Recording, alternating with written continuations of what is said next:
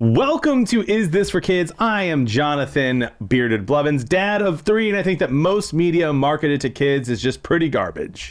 And I am Katie, MrsRuvi. I think you could probably redeem a lot of the media marketed to kids or otherwise. Irredeemable. Ugh. Well, our goal is to help parents to be able to look at pieces of content that their kids might be encountering, to shield them from the stuff that might be bad in there, shepherd them through the concepts that they're never going to be able to avoid in this world, and also just find something to share in this thing that's going to be super influential in their kids' lives. I agree, and I will help do this. That's because all is not doom and gloom. I love that there was no kiss at the end. Nope. Loved it. The kiss absolutely needed to happen. No, it didn't. Let me tell you why. Okay? The kiss needed to happen because they literally walked up to it and then decided not to do it. The movie should have just ended with him driving away. I'm okay with no kissing. There's going to be some people who think Javi was great and he came back to save her. And they've got this whole background. Javi's great. And he's loved her for so long. Javi has someone he's already in love with back home. No, that was her. Shh. I made that story up. It's fine. That's because all is not doom and gloom. No, not today. Hey, what are we talking about? Doom and gloom. Global warming, baby. All day long. Is global warming for kids?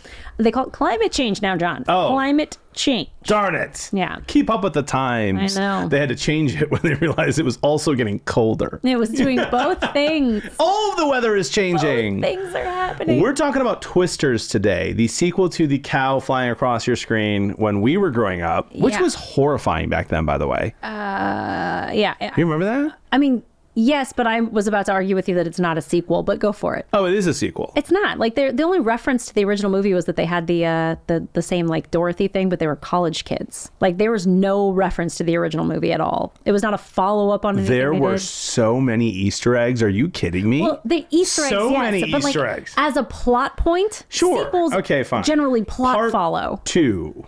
Okay. No? Is that a sequel too? It's movies also about Twisters. The reason I was joking about climate change, I will just say this, just to start. Here's a movie about weather. Yep. That decided to just be a movie about weather. Yeah. It was awesome. Like, I don't care where you stand on the climate change thing. I am someone who thinks that we should treat the world with the respect that it deserves. We should be good human beings.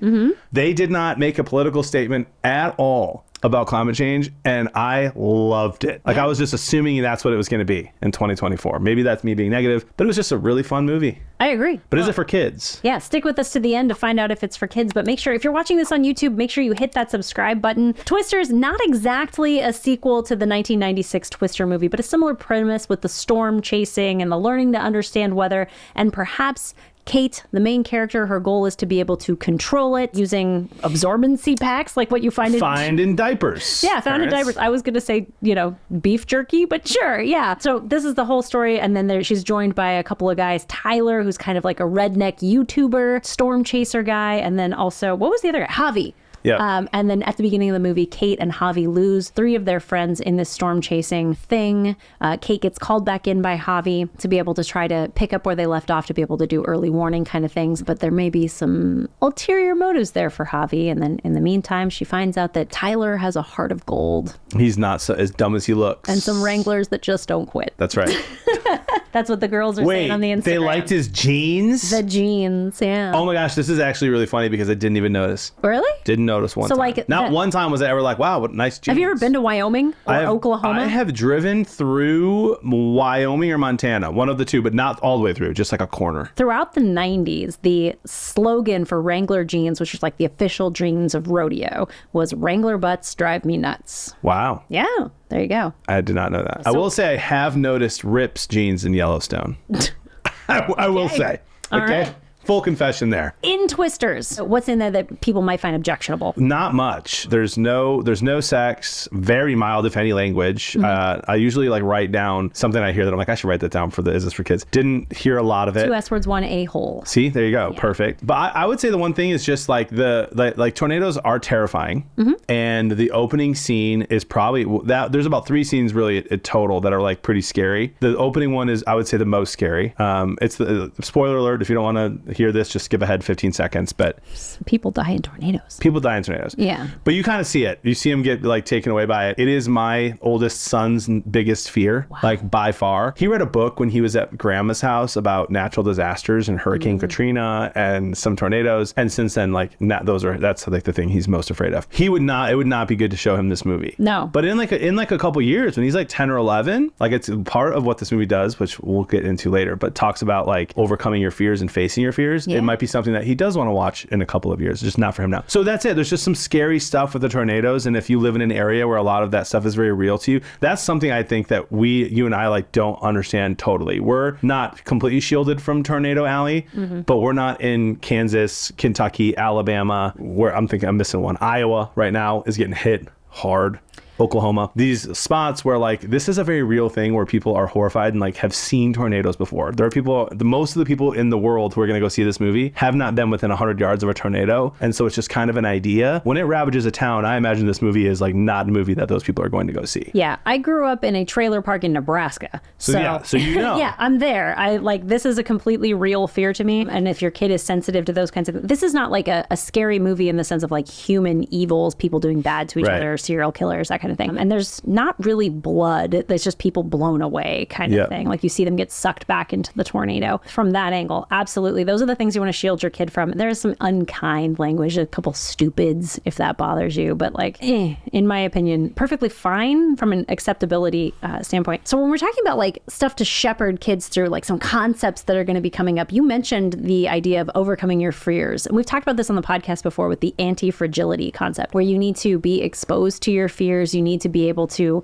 sort of desensitize yourself to things so that you can become a brave human. And I think parenting wise, in this day and age, we lean against that hard. And I'm gonna talk about something that's not really media based, but like you hear about this when people are raising babies and they're learning to sleep train them. If you're ever in a Facebook mom group, which by the way, get out now, if you are, they always talk to you about like the cortisol levels in your baby if you make them cry it out. Like if your baby cries, they release cortisol and then they think you're never going to take it, and the stress in the baby, it's measurable, and you need to prevent your kid from ever having this stress. And I think to myself, like, okay, yeah, I see your desire to save your kid from something stressful. But on the other hand, your kid, that's not a real problem. Like it feels real to that baby, but it's not real. They're safe. You've checked them. They're clean. They're fed. They're in a safe space, and you're looking at them on the monitor. That's not a real fear. So once they learn that like they can overcome that level of cortisol, they are that much stronger. It's just like building a muscle. Like the literal way you build a muscle is to rip it and have it rebuild from scar tissue. So like this is how one gets stronger. And they talk a lot about that in the movie. What do you think? Yeah, 100%. That's very much with almost every single character, like an underlying part of the movie. Yes. Overcome your fear. Don't give up on your dreams. Face your fear. I actually was surprised that it like stayed that way throughout the whole film. So obviously the main character who loses her friends in the very beginning, that's going to be a key thing. It's very obvious they're going to go with that whole, if she goes back from the city to Oklahoma to face her fears, that's what she's doing. She's facing her fears. Yeah. But then you've got this like rumbling, rough and tough, YouTube guy, redneck, as you said, who like when he admits that he's afraid of tornadoes to her, I was shocked. I did not think that was what they were going to say. I thought maybe he would be in one with her, and then maybe for the first time he wouldn't be in his truck and he'd be afraid. Like he was afraid his whole life of them too. And his answer was, I want to wrangle your fear or whatever it is. I love that. And I think that it's true. Like the best way for me growing up to not be afraid of the dark is to sleep in the dark and just do it over and over and over. So I love that. And then there's also this aspect too of just not giving up on your goals. She had a goal that she set out to do when she was in college and working on her PhD. She was traumatized, and so she decided to stop. And through the support of friends and family, decided to go back and to pursue that passion. I love that. I mean, who doesn't want that in a movie? Yeah, I think this is a story we shy away from telling all the time now because we want to make movies that are just for kids or movies that are just for adults. And I feel like this is the kind of thing that both audience, as a kid audience and an adult audience, can go through and learn something and like have an amazing time. I had a great time watching this movie with my kids who all thought it was super, super fun, and they were stressed out for sure. That my daughter Millie came with me and she was like, that was really scary. And I was like, well, are you scared now? She's like, no, now I'm fine. And I'm like, great. So you're good? And she's, yeah, I was fine. I'm glad I saw the movie. How old should be the next time that tornado siren goes off? We'll see. A little more scared than normal. normal. Maybe, but she's known that she can get, like, when your kid knows they can get over this not real problem, Right. it helps them to get into the real problems, you know, or to be able to know that they can overcome a real problem, right? Yeah. OMG, who cares? Oh, women. I can't imagine how horrible your lives are. Get a hobby. Get a life. You're a white woman. You have no say.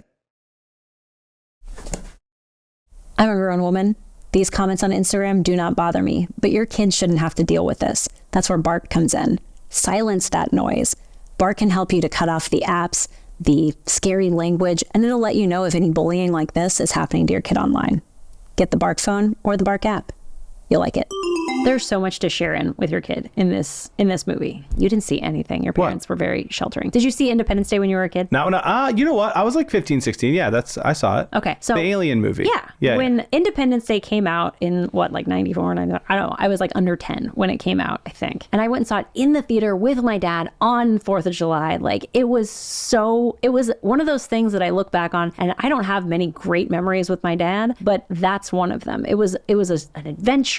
The little kid in the movie was brave, just super cool. You know, all the women and the men, they worked together. It was a great movie. And we stopped making movies like that where you can watch them together as a family and walk away feeling like we all had a great time. Was Signs like that? I feel like Signs was like that. Signs was a little like that. Yeah. Like there was this glory days of the 90s where you could make these cool movies. And I'm excited to see that it feels like we're starting to get back into that a little bit, especially with Twisters. 100%. I would say too, like this inspired me to have a conversation with my kids. They're really young. If my son was not terrified of tornadoes, I probably would take him to see it even now. Like I was surprised at how okay this movie was for kids. And I probably would, if he wants to see it in a year or two, let him see it. Yeah. My goodness. Like I had a good conversation with them already about their dreams. Like I loved that part of this where she has this dream. It's a crazy dream that she's trying to invent something that will save lives. Yeah. And she gives up on it. And so I had a conversation with my kids about what their dreams are. And as a parent, like one of my favorite things to do is to help my kids live out their dreams. What is it? It changes every week for mine since they're so young. Yeah. And so we're playing mini sticks all the time, and we're playing basketball and then football and soccer, and it's just switching sports. But whatever they're into, I'm into at that time. And this movie was just a good reminder as a parent to do that and to share in that with them. Yeah. There was one thing that I wonder if you stood out to you. We always talk about, representation is important, and that's great things. This was the first time, I think in a long time, that I have seen a character with a Southern accent be intelligent. They showed you a redneck guy and girl who were very, very smart. We have this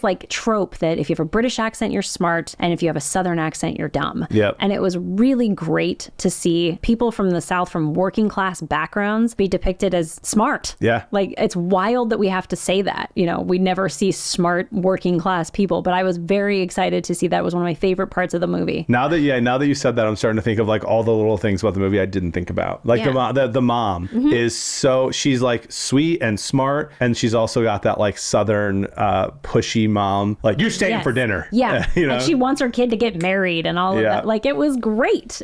I thought that was fantastic. They had a redemption arc with the Javi character who turns his back on the bad thing. And that was the thing that I loved the most. And we got roasted on Instagram for this before, because I've said I don't like a sympathetic villain. This was a clean villain. There was one human villain that you were you suck, just bye. And then a tornado. You can root against both of those people cleanly with no problems at all. And I think that's super important for kids' media. We keep making these gray area villains in kids' media that kids aren't ready for that level of cognitive dissonance. They're just not. If you can't say what's good, then how are they going to know what's bad? And how are they going to shuffle through this? If we have always muddied the waters, even from their very young ages, that sucks. Give kids a clean villain, a clean hero. I thought it was fantastic. 100%. Agree. I will say this too. It's back to the climate change thing. I started off the podcast as a joke, just saying that, but I was shocked. There's no agenda. This was a movie for a movie's sake, and it was so refreshing. We need more movies like that. Yeah. Or just give me some good, there's not one person who's going to find one thing about this movie that they're offended by. Not one. Nothing. Unless they're offended that they didn't talk about climate change. I have seen some of that. But you know what I mean? We all agree that you should chase your dreams. We all agree you should face your fears. There are just basic human principles you can put in movies and let it be a movie for a movie's sake. And I think we need more of them. I can't believe it. I'm shocked. 2024 Twisters.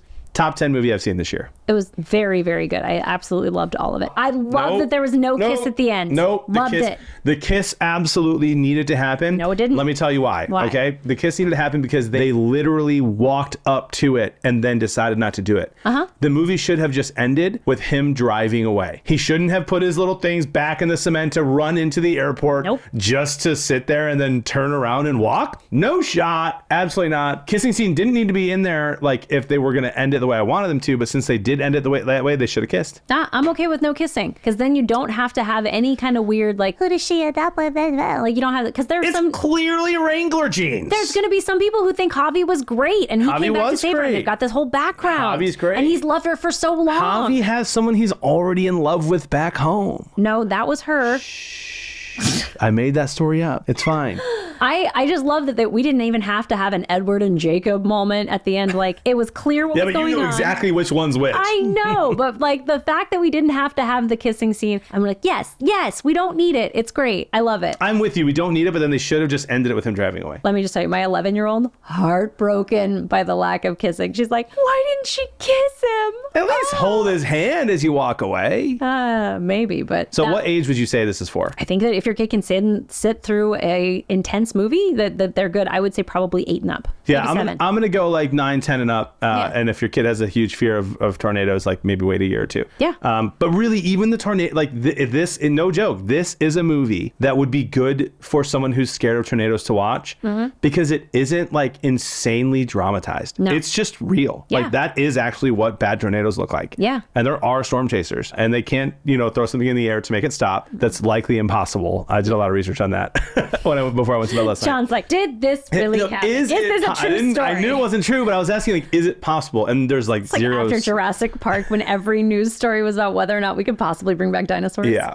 It's funny. But like for real, the very first Twister movie was very much like every tornado that ever touches the ground will kill your entire family. Yeah. And that is not what this was. This was like it just wasn't. Touch down. Yeah. And so I thought very, very good, even for those who are scared of tornadoes, to help them get over their fear. Yeah. Hey, if people like this episode, where could they find more of this content? Go to isthisforkids.com, find out everywhere that we are on there, like and subscribe, leave 5-star reviews, and let us know the kind of content you want us to create. Yeah, check us out over on ITFK Podcast. There's just so much content out there in the world for us to navigate as parents. Jonathan BeardedBlevins. I'm Katie, MrsRuvi. Let us help you decide. Is this for kids?